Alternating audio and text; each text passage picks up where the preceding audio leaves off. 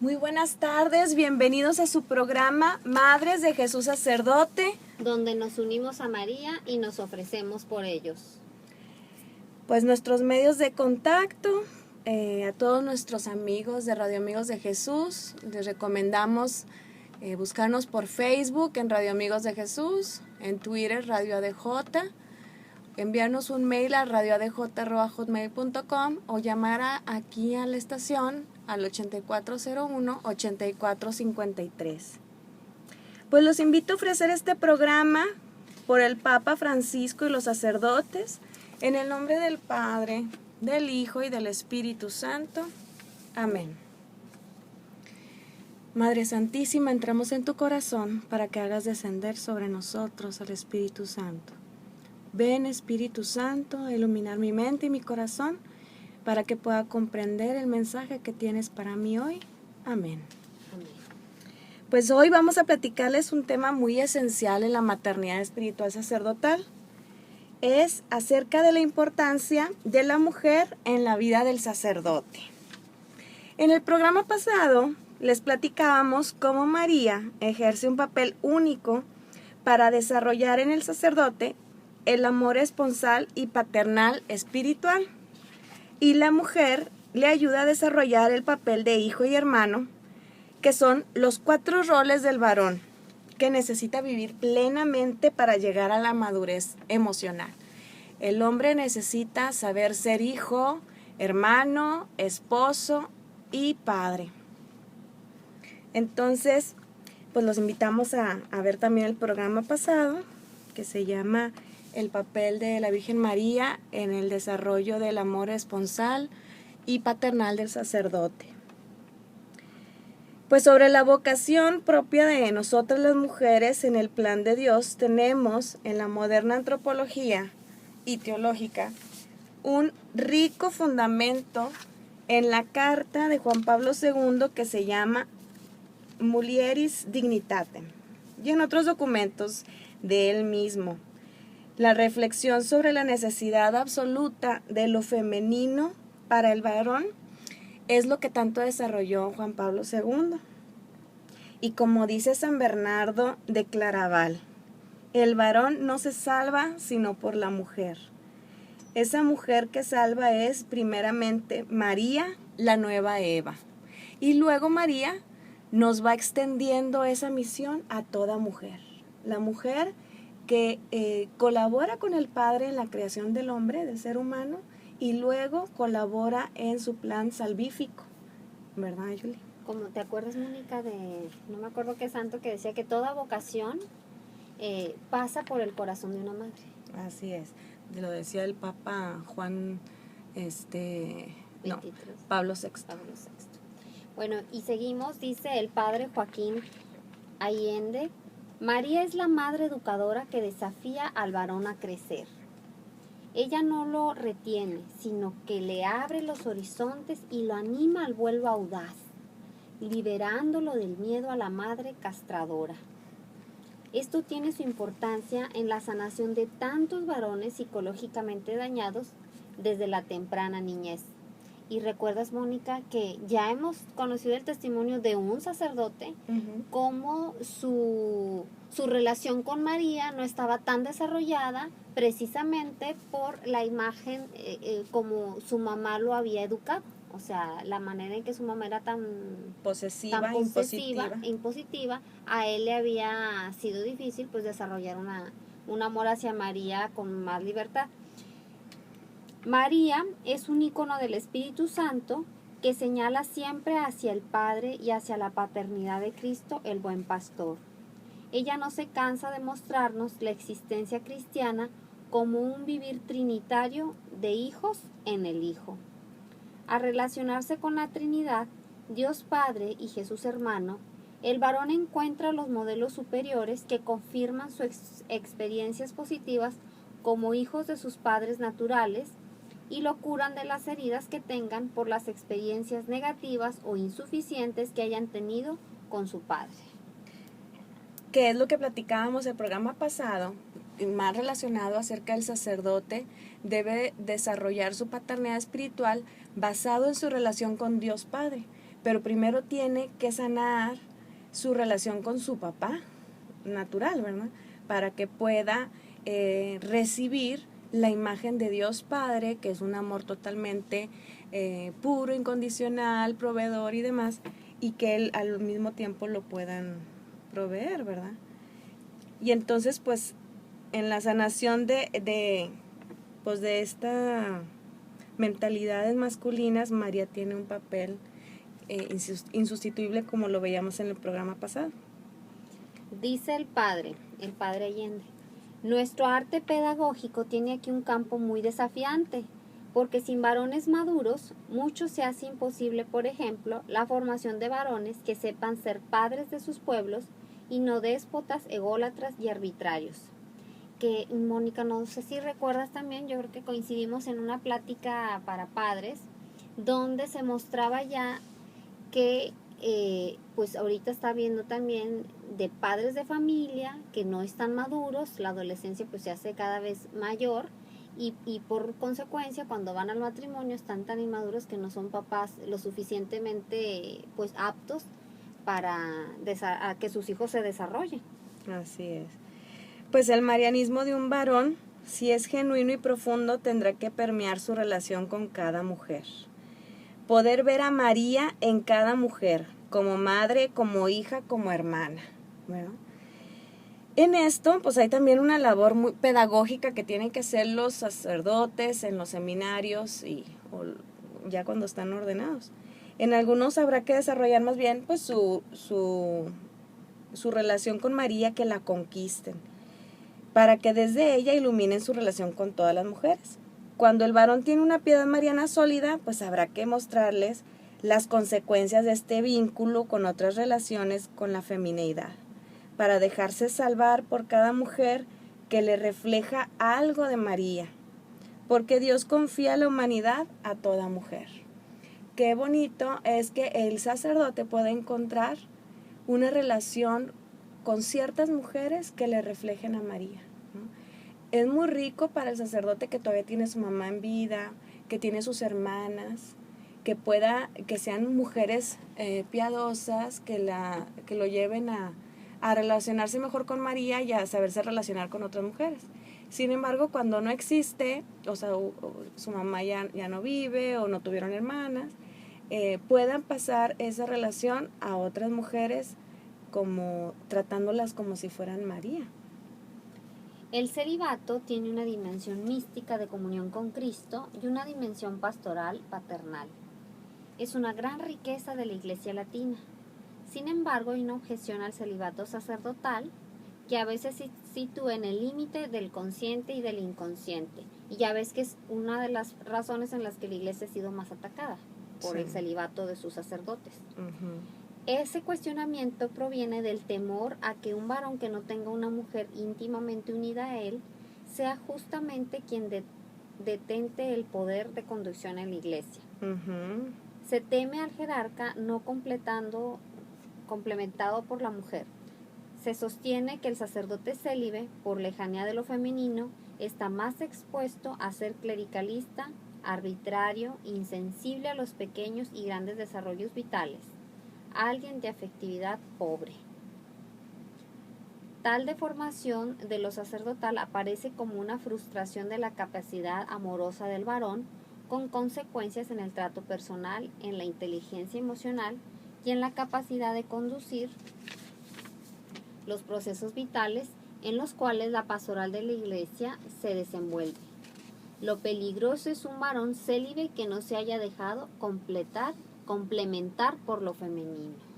Fíjate qué importante nos está marcando aquí el padre Allende, que nos hace esta observación, porque el sacerdote no complementado por la mujer se hace cuadrado,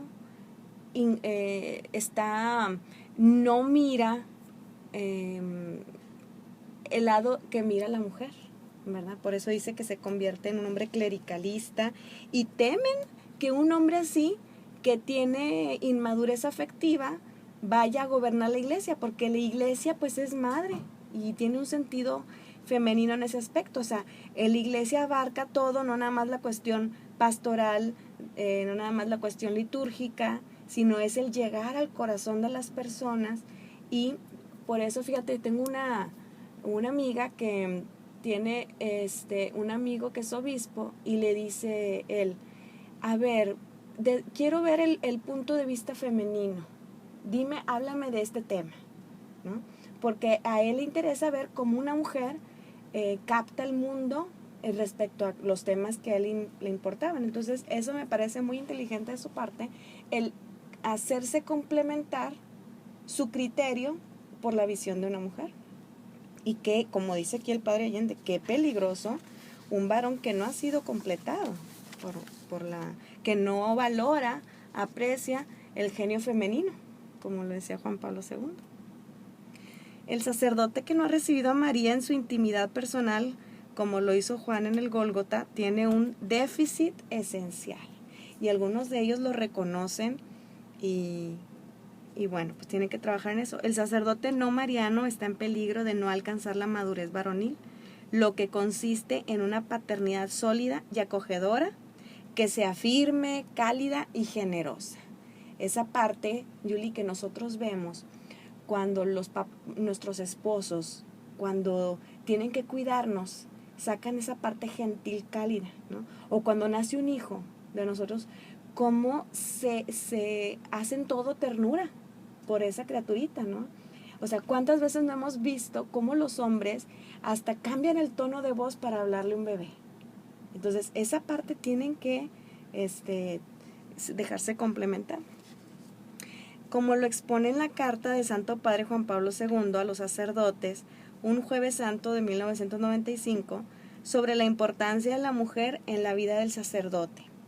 Esta carta hace énfasis en la relación del sacerdote con la mujer como hijo y hermano. Les está recomendando a todos los sacerdotes que vean a las mujeres como sus madres y como sus hermanas. Y aquí en este programa les queremos comentar esta carta. La vamos a ir leyendo y comentando para sacarle su jugo, ¿verdad? Porque es Juan Pablo II y pues valía la pena tenerlo así textual. Entonces la carta empieza así. Queridos hermanos sacerdotes, la primera y fundamental relación que el ser humano establece con la mujer, pues es precisamente la de hijo con su madre.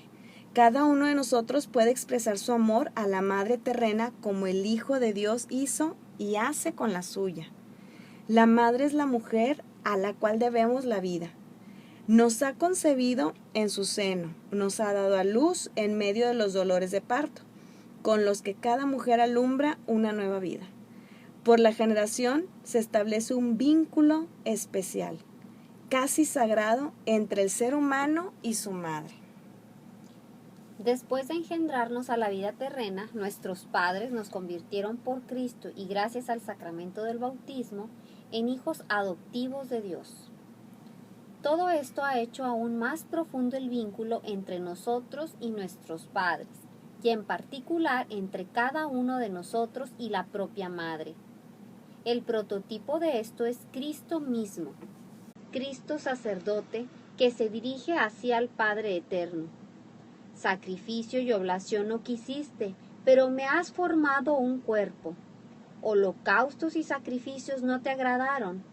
Entonces dije, he ahí que vengo a hacer, oh Dios, tu voluntad.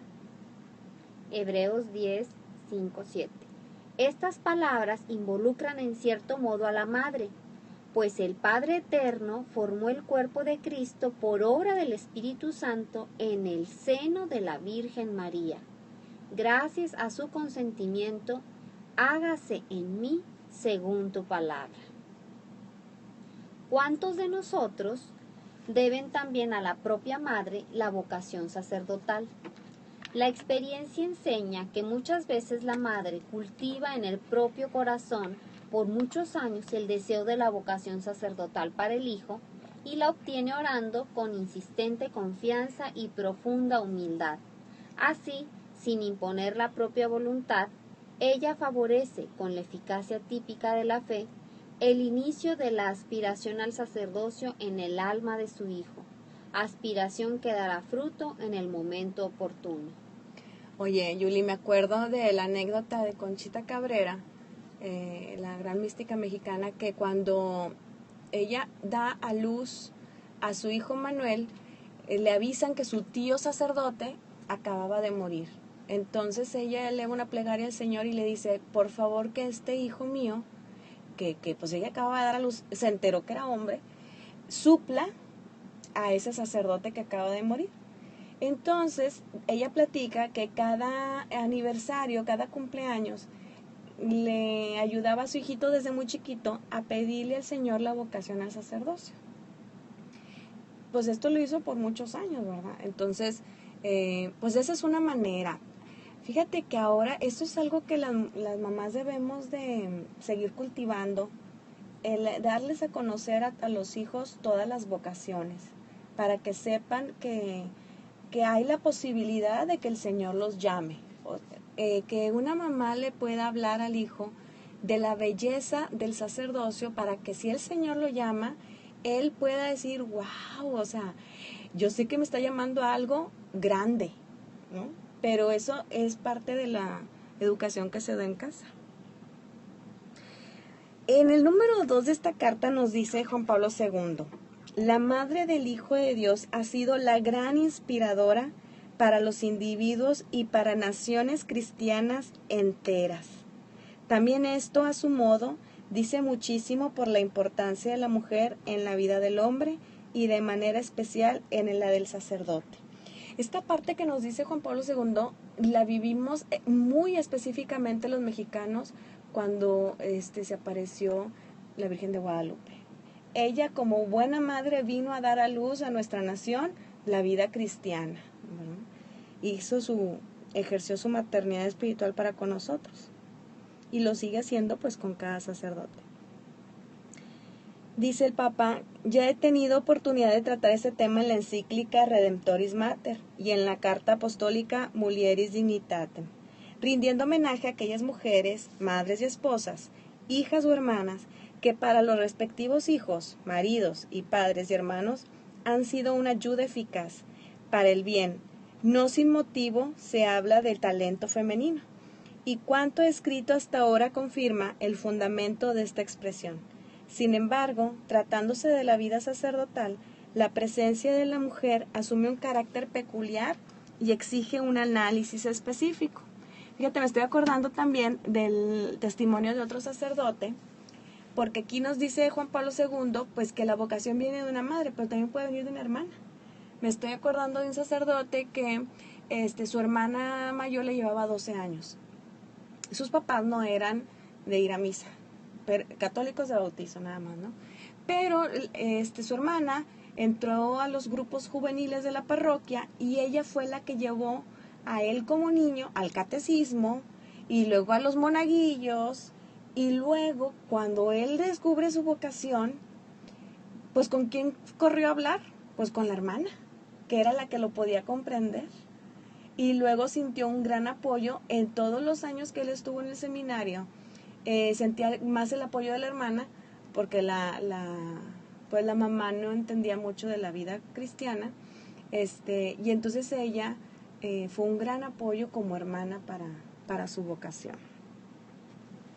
Aunque en la liturgia del Jueves Santo no se habla de María, sin embargo la encontramos el Viernes Santo a los pies de la cruz con el apóstol Juan. Es difícil no percibir su presencia en la institución de la Eucaristía, anticipo de la pasión y muerte de Cristo, aquel cuerpo que el Hijo de Dios había recibido de la Virgen Madre en el momento de la Anunciación. Para nosotros, como sacerdotes, la última cena es un momento particularmente santo. Cristo, que dice a los apóstoles, «Haced esto en recuerdo mío», instituye el sacramento del orden. En nuestra vida de presbíteros, este momento es esencialmente cristocéntrico.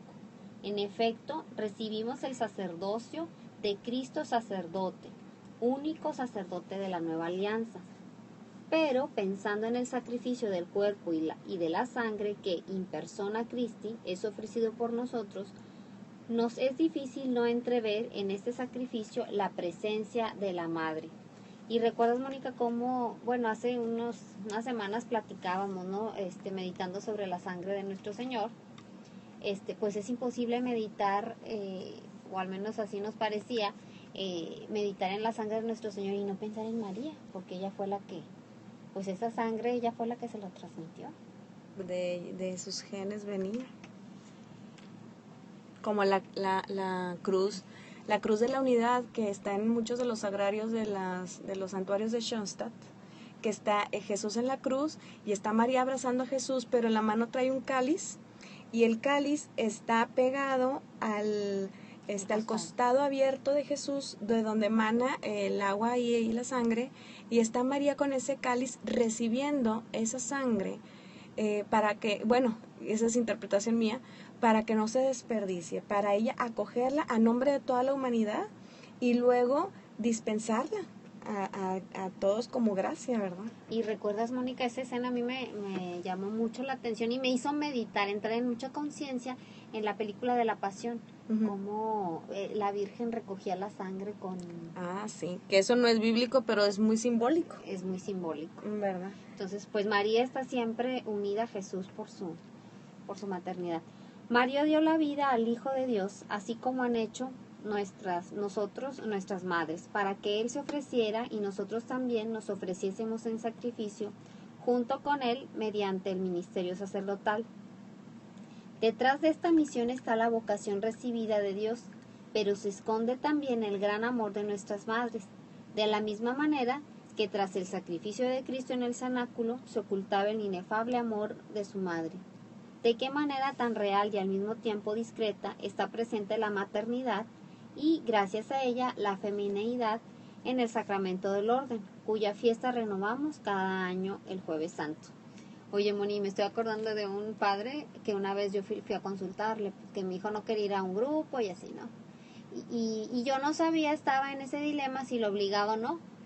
Y entonces el padre me dijo, a mí me obligó mi mamá y heme aquí. O sea, sí. O sea, oye, como eso hay muchos casos. Mijito, vas a ir a ese retiro y luego ya hablamos. Y me tocó en un retiro que organizaron mis hijas, escuché el testimonio de un muchachito de tercero de secundaria que pasó a dar su testimonio al final de la misa y dice, pues yo no quería venir, pero mi mamá me obligó y ahorita le doy gracias, mami, gracias. Y empieza a llorar, él empieza a llorar la mamá. Entonces, pues uno como madre tiene que ser tan prudente, pero en el estire y afloje, con la voluntad de Dios, pues para que se dé en ellos ese fruto que esperamos, esa bendición, ¿no? Oye, pues Jesucristo, en el número 4 nos habla el Papa Juan Pablo II, de que Jesucristo, que es el único Hijo de María Santísima, comprendemos bien el significado de este misterio. Convenía que fuera así, ya que un hijo tan singular por su divinidad no podía ser más que el único hijo de su Madre Virgen, o sea, no podía tener más hermanos. Pero precisamente esta unicidad se presenta, de algún modo, como la mejor garantía de una multiplicidad espiritual. Cristo, verdadero hombre y a la vez eterno, y unigénito Hijo del Padre Celestial, tiene en el plano espiritual un número inmenso de hermanos y hermanas. En efecto, la familia de Dios abarca a todos los hombres, no solamente a cuantos mediante el bautismo somos hijos adoptivos de Dios, sino, en cierto sentido, a la humanidad entera, pues Cristo ha redimido a todos los hombres y mujeres, ofreciéndoles la posibilidad de ser hijos e hijas adoptivos del Padre Eterno. Así, todos somos hermanos y hermanas de Cristo. Todos somos hijos de María y todos tenemos a Dios Padre como Padre. He aquí cómo surge en el horizonte de esta reflexión sobre la relación entre el sacerdote y la mujer, cuanto a la figura de la madre, la de la hermana. Gracias a la redención, el sacerdote participa de un modo particular de la relación de fraternidad ofrecida por Cristo a todos los redimidos. Dice el Papa, muchos de nosotros sacerdotes tenemos hermanas en la familia. En todo caso, cada sacerdote desde ser niño ha tenido ocasión de encontrarse con muchachas. Si no en la propia familia, al menos en el vecindario, en los juegos, en la escuela. Un tipo de comunidad mixta tiene una gran importancia para la formación de la personalidad de los muchachos y muchachas.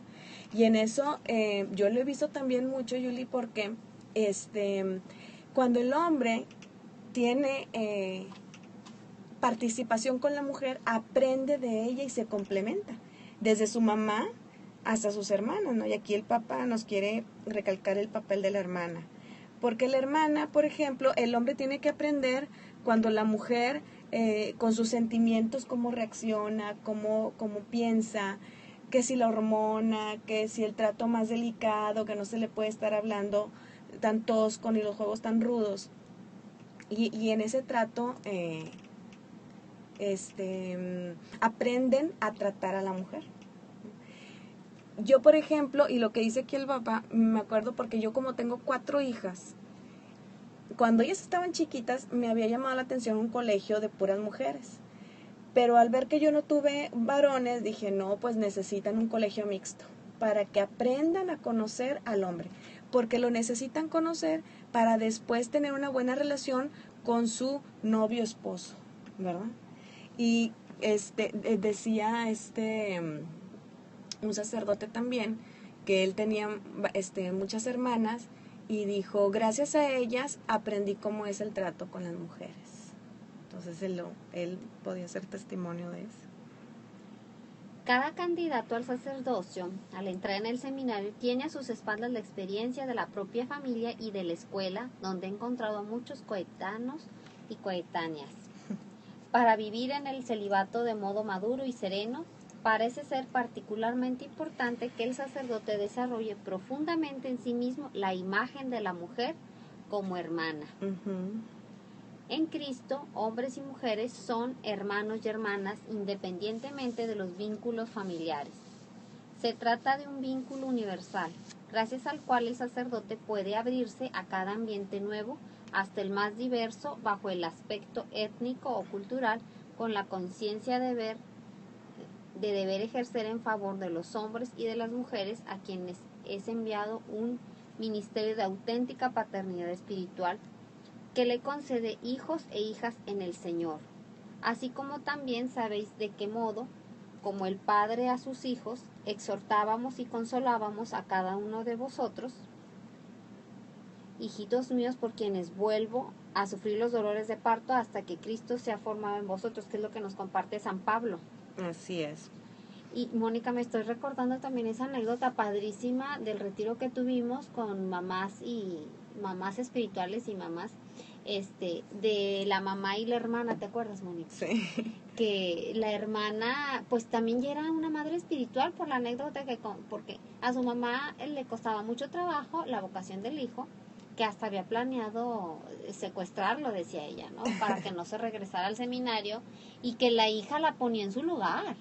Y hablaba con ella y le ponía un alto. Sí, y dice, y también le jalo las orejas a mi hermano cuando veo que está haciendo algo que no debe. Sí. Entonces, pues aquí, como dice Juan Pablo, pues el talento, la genialidad de la mujer. Su punto de vista, su manera de ver la vida, le sirve como, le da riqueza al punto de vista del hombre, ¿verdad? Y más, fíjate qué curioso que en este caso, emocionalmente estaba más madura la mamá, o más la hermana que la misma mamá, que pues no quería que se llevaran a su hijito. Claro, pues tenía un amor, le estaba costando desprenderse de su hijo, y pues la hermana del seminarista pues le estaba ayudando a su mamá a que se desprendiera, a ver las cosas con otra perspectiva. En el número 5 de esta carta, Juan Pablo II nos dice que la hermana representa sin duda una manifestación específica de la belleza espiritual de la mujer, pero es al mismo tiempo expresión de su carácter intangible. Si el sacerdote, con la ayuda de la gracia divina y bajo la especial protección de María, madura de este modo su actitud hacia la mujer, en su ministerio se verá acompañado por un sentimiento de gran confianza, precisamente por parte de las mujeres, consideradas por él en las diversas edades y situaciones de la vida como hermanas y como madres. Se puede dejar apoyar por ellas, aconsejar por ellas, consolar por ellas, que es Pues sería lo ideal, ¿verdad? Que encontráramos en nuestros sacerdotes. Así es que esto sería para ellas ejercer una maternidad espiritual, una hermandad espiritual. La figura de la mujer hermana tiene notable importancia en nuestra civilización cristiana, donde innumerables mujeres se han hecho hermanas de todos, gracias a la actitud típica que ellas han tomado con el prójimo, especialmente con el más necesitado. Una hermana es garantía de gratuidad. En la escuela, en el hospital, en la cárcel, en otros sectores de los servicios sociales. Cuando una mujer permanece soltera, cuando se entrega como hermana, mediante el compromiso apostólico o la generosa dedicación al prójimo, desarrolla una peculiar maternidad espiritual. Esta entrega desinteresada de fraterna feminidad ilumina la existencia humana, suscita los mejores sentimientos de lo que es capaz el hombre y siempre deja atrás de sí una huella de agradecimiento por el bien ofrecido gratuitamente.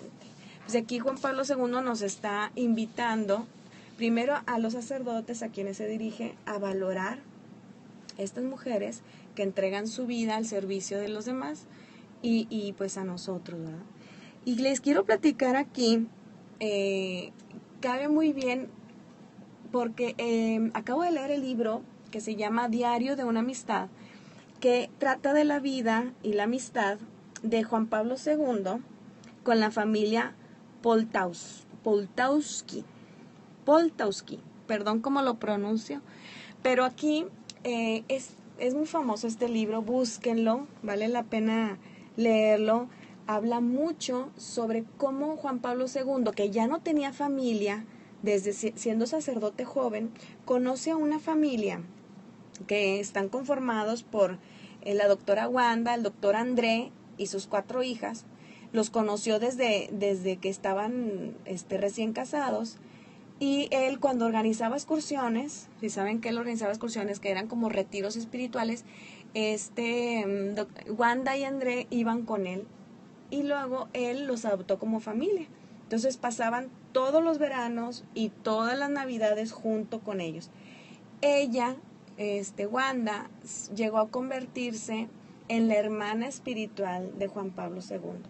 Llegaron a tener una amistad espiritual tan estrecha que ella le complementaba muy bien a él. Él le preguntaba y juntos reflexionaban acerca del sentido profundo y verdadero de la humanidad. Mucho de lo que escribió Juan Pablo II acerca de la mujer es experimental. Él pudo experimentar en esta mujer como una hermana. De hecho, él le decía que era la hermana. Cuando les escribía cartas, le firmaba el hermano. Y ella también, la hermana. Y cuando a él lo ordenan como obispo, pues todo el mundo llega a la sacristía a felicitarlo, y entonces pues llega Wanda y le dice, una viejita le dice, ¡ay, felicidades! Y la apunta hacia ella y le dice, ¿es ella su hermana? Y le dice él, sí, la hermana. Bien real esa relación. Es una relación hermosa. A mí me encantó porque cuando a él lo hicieron papa, ella sufrió muchísimo porque ya no lo iba a tener cerca. Sin embargo, ella era pues una doctora, era psiquiatra y había desarrollado mucho acerca de pues la teología del cuerpo, sobre la pureza, sobre el aborto, y se dedicaba a dar conferencias en contra del aborto, a favor de la pureza, del cuerpo humano y demás. Y era la experta que aconsejaba a Juan Pablo II. Incluso nunca dejaron de escribirse, nunca dejaron de verse. Ella iba a los veranos al Vaticano, ahí iban de excursión, iban a pasear, hacían sus retiros, y cuando él ya estaba en cama a punto de morir, ella se fue los últimos meses de su vida a estar con él, a hacerle de madre espiritual con él. Entonces, ese es un testimonio de una gran hermandad. Te estaba platicando, Julia, ahorita, y les quiero comentar que cómo ella le complementaba mucho a él, y cuando a él le dispararon, ¿se acuerdan? En 1981, después ella habla con él por teléfono y le dice él, no supe cómo estaba el diálogo, pero él le dijo, sufre conmigo, Y ese era el consuelo, ese era lo que él necesitaba de ella. Sufre conmigo. Y eso es lo que hace una hermana espiritual o una madre espiritual con un sacerdote. Él se sintió acompañado por ella en la cruz, ¿verdad? Era su cruz de estar convaleciente. Entonces, pues les recomiendo mucho leer ese libro. Bueno, y continúa Juan Pablo II. Así pues, las dos dimensiones fundamentales de la relación entre la mujer y el sacerdote son las de madre y hermana, que Mónica ahorita nos dio este ejemplo padrísimo. Uh-huh. Si esta relación se desarrolla de modo sereno y maduro, la mujer no encontrará particularidades, dificultades en su trato con el sacerdote. Uh-huh. Por ejemplo, no las encontrará al confesar las propias culpas en el sacramento de la penitencia. Mucho menos las encontrará al emprender con los sacerdotes diversas actividades apostólicas. Cada sacerdote tiene pues la gran responsabilidad de desarrollar en sí mismo una auténtica actitud de hermano hacia la mujer, actitud que no admite ambigüedad. En esta perspectiva, el apóstol recomienda al discípulo Timoteo tratar a las ancianas como madres, a las jóvenes como a hermanas con toda pureza. Y nos los dice así: no reprendas al anciano, sino exhórtale como a padre, a las más jóvenes como a hermanos, a las ancianas como a madres, a las jovencitas como hermanas con toda pureza. Ahí está, La palabra de Dios nos confirma. El consejo. Sí. La vocación al celibato necesita ser defendida conscientemente con una vigilancia especial sobre los sentimientos y sobre toda la propia conducta. En particular, debe defender su vocación el sacerdote, que según la disciplina vigente en la Iglesia occidental y tan estimada por la oriental, ha elegido el celibato por el reino de Dios. Cuando en el trato con una mujer peligra el don y la elección del celibato, el sacerdote debe luchar para mantenerse fiel a su vocación. Semejante defensa no significaría que el matrimonio sea algo malo en sí mismo, sino que para el sacerdote el camino es otro. Dejarlo sería, en su caso, faltar a la palabra dada a Dios. Y qué importante, Yuli, es que todas las mujeres veamos a los sacerdotes como hijos y hermanos para ayudarles a defender su celibato.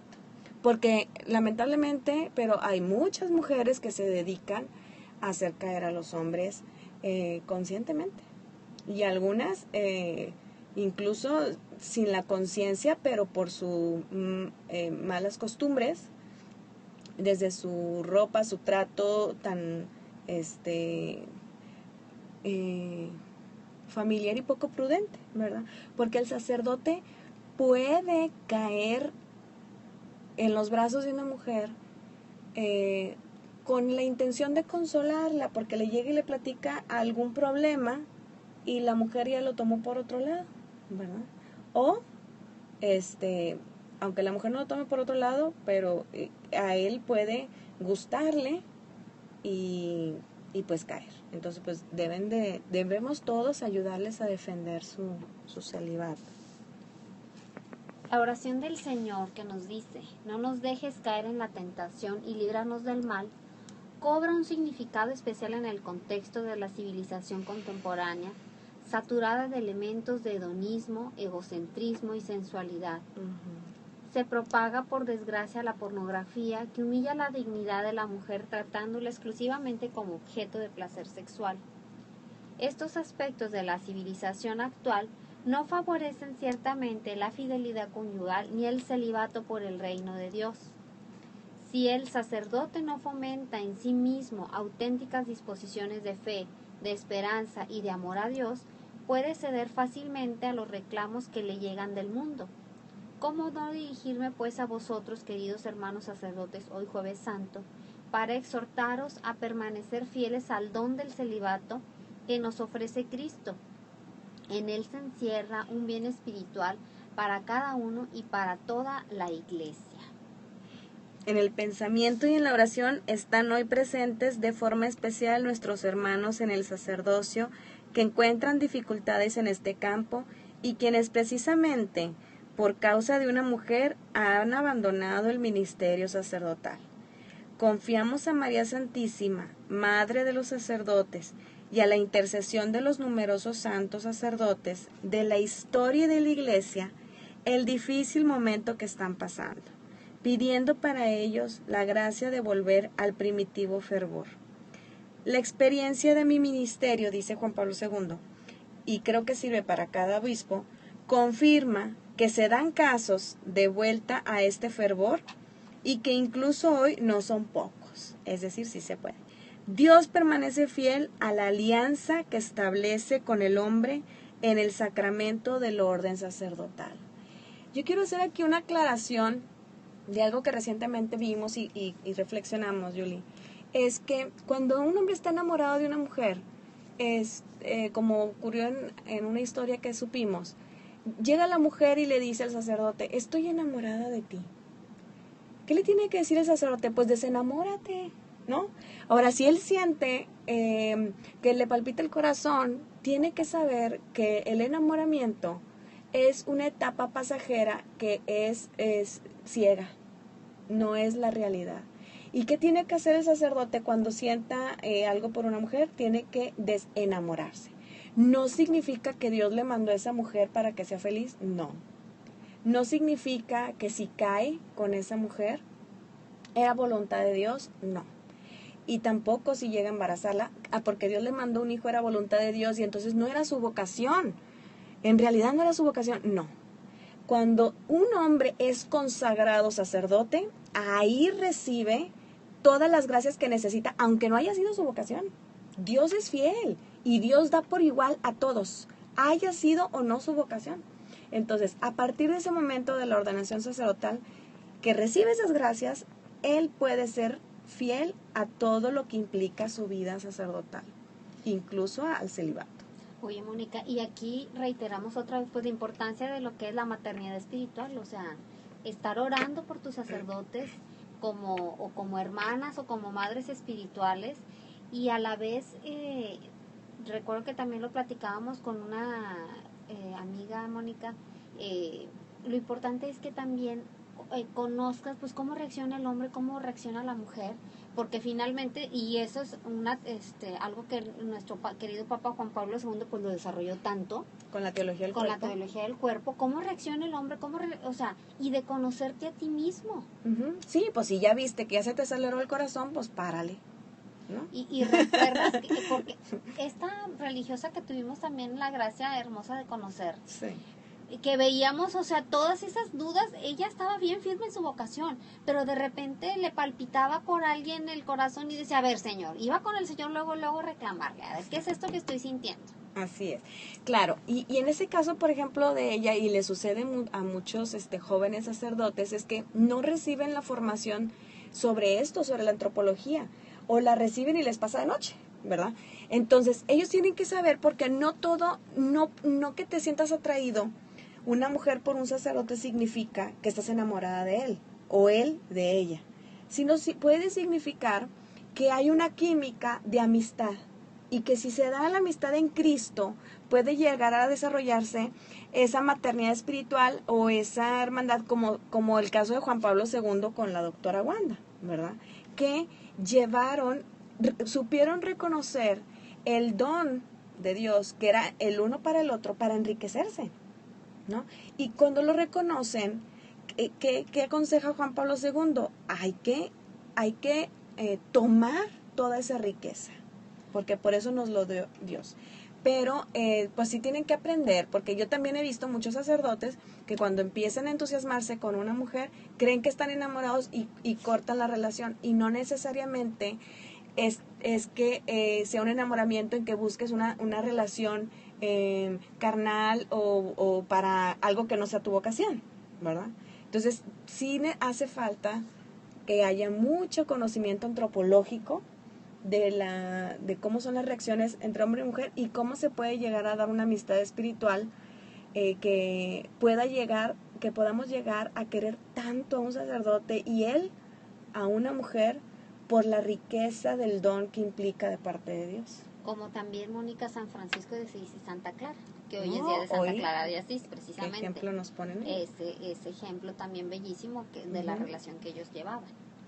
Sí, hay un libro que se llama La amistad espiritual, que pueden buscarlo en internet, y también otro que se llama, ese es de San Elredo, y hay otro libro que se llama Amistades Transfiguradas, que habla acerca de la muy posible relación entre un monje y una monja, que sin que se dé ¿cómo se dice? Lo carnal, por decirlo de alguna manera peligrosa, ¿verdad? Sí puede haber una gran comunión entre un alma masculina y una femenina, una comunión espiritual que juntos se lleven a la santidad. Pero continuamos aquí con la carta de Juan Pablo II. Dice: en el pensamiento y en la oración están hoy presentes de forma especial estos hermanos en el sacerdocio que encuentran estas dificultades. En este último número que vamos a ver con Juan Pablo, sobre el pueblo de Dios, sigue el de la estructura jerárquica de la Iglesia.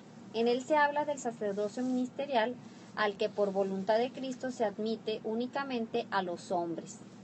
Hoy en algunos ambientes el hecho de que la mujer no pueda ser ordenada sacerdote se interpreta como una forma de discriminación. ¿Pero es realmente así?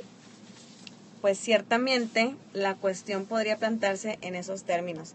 Si el sacerdocio jerárquico conllevara una situación social de privilegio caracterizada por el ejercicio del poder, pues sería así, pero no es así. El sacerdocio ministerial en el plan de Cristo no es expresión de dominio, sino de servicio. Quien lo interpretase como dominio se alejaría realmente de la intención de Cristo, que en el cenáculo inició la última cena, lavando los pies a los apóstoles. De este modo puso fuertemente de relieve el carácter ministerial que tiene el sacerdocio instituido aquella misma tarde. Tampoco el Hijo del Hombre ha venido a ser servido, sino a servir, y a dar su vida como rescate por muchos. Sí, el sacerdocio que hoy recordamos con tanta veneración como nuestra herencia especial, queridos hermanos, es un sacerdocio ministerial. Servimos al pueblo de Dios, servimos su misión. Nuestro sacerdocio debe garantizar la participación de todos hombres y mujeres en la triple misión profética, sacerdotal y real de Cristo. Y no solo el sacramento del orden es ministerial. Ministerial es ante todo la misma Eucaristía.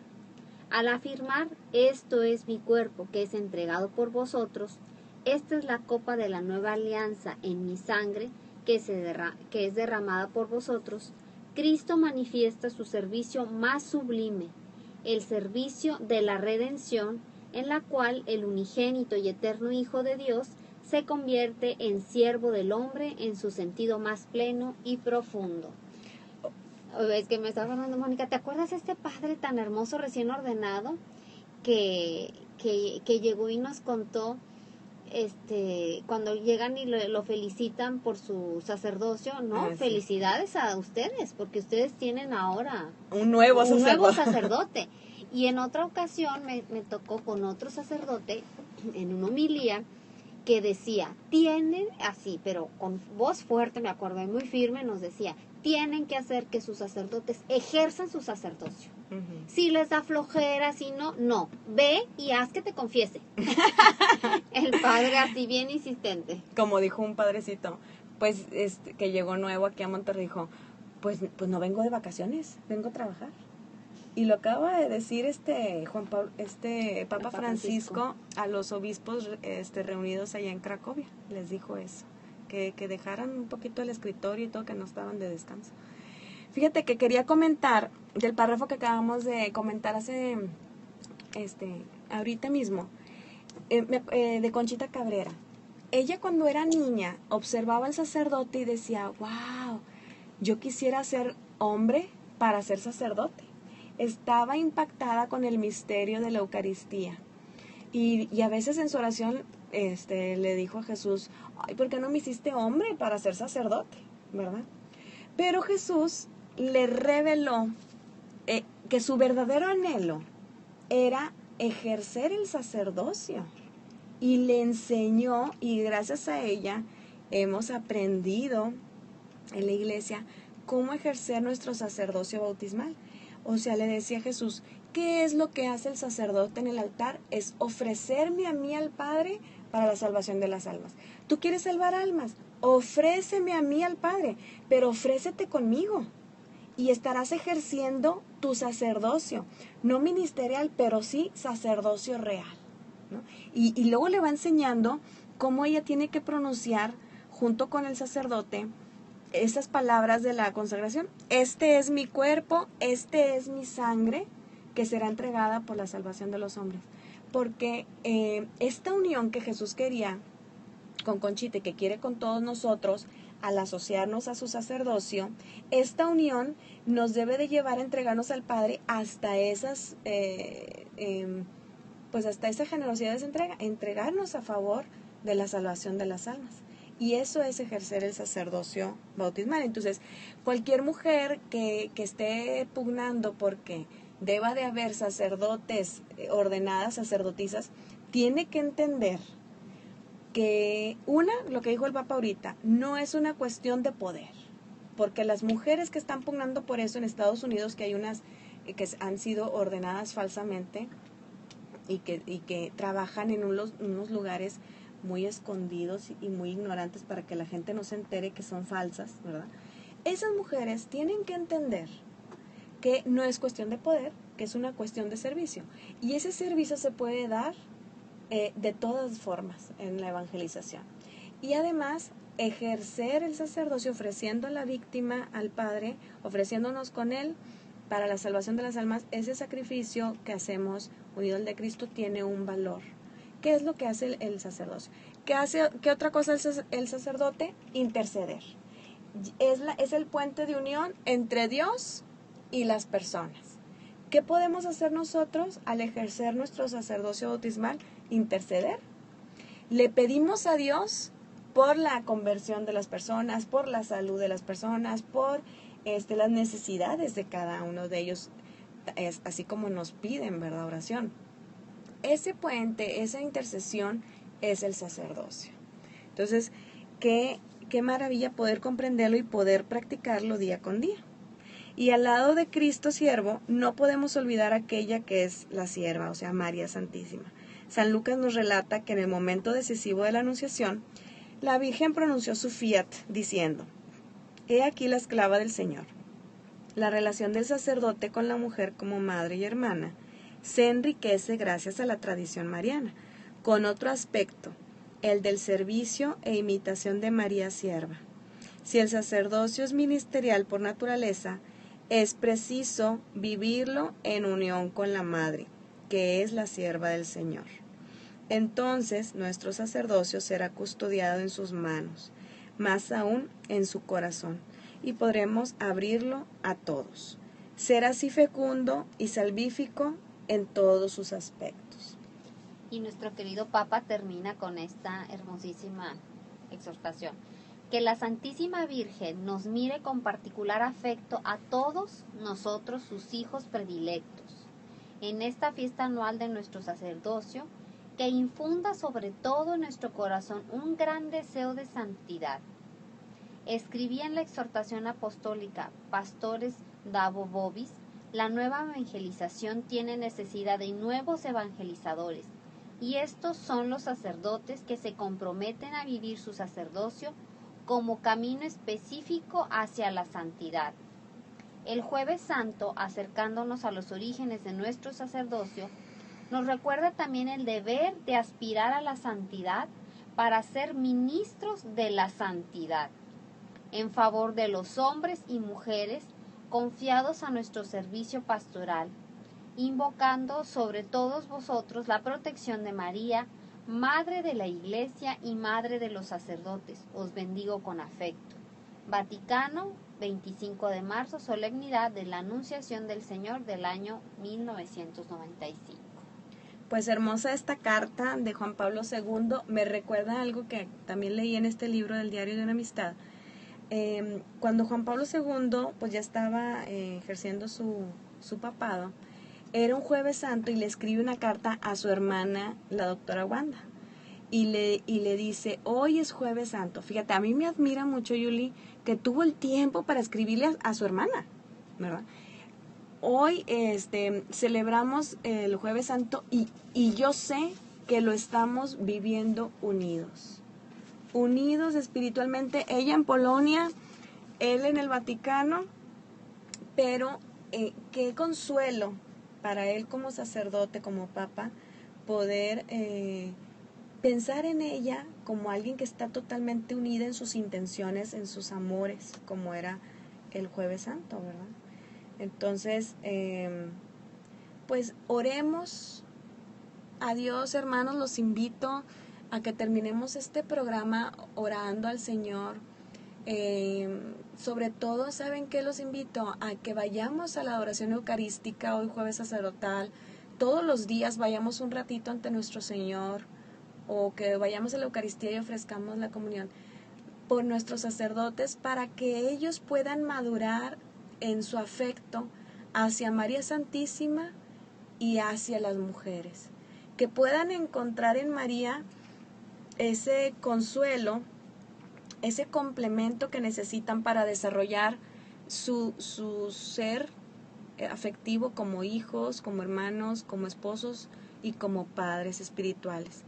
Que puedan encontrar en las mujeres una madre espiritual, una hermana espiritual, que sean su apoyo, que sean su complemento en cuanto a visión del mundo, a cómo toman en cuenta las cosas que acontecen, cómo pueden desarrollar mejor su pastoral, cómo amar más a nuestro Señor con esa riqueza femenina, ¿verdad? Entonces pidámosle a nuestro Señor que les conceda hoy esta gracia a todos los sacerdotes, a todos los que sienten un bache emocional, que puedan llenarlo, que puedan madurar, que el Señor les provea de personas alrededor, de experiencias con María, que les hagan sentir plenos para que puedan llegar a esta plenitud emocional y puedan así sentirse felices y no anden lamentando O se dejen tentar.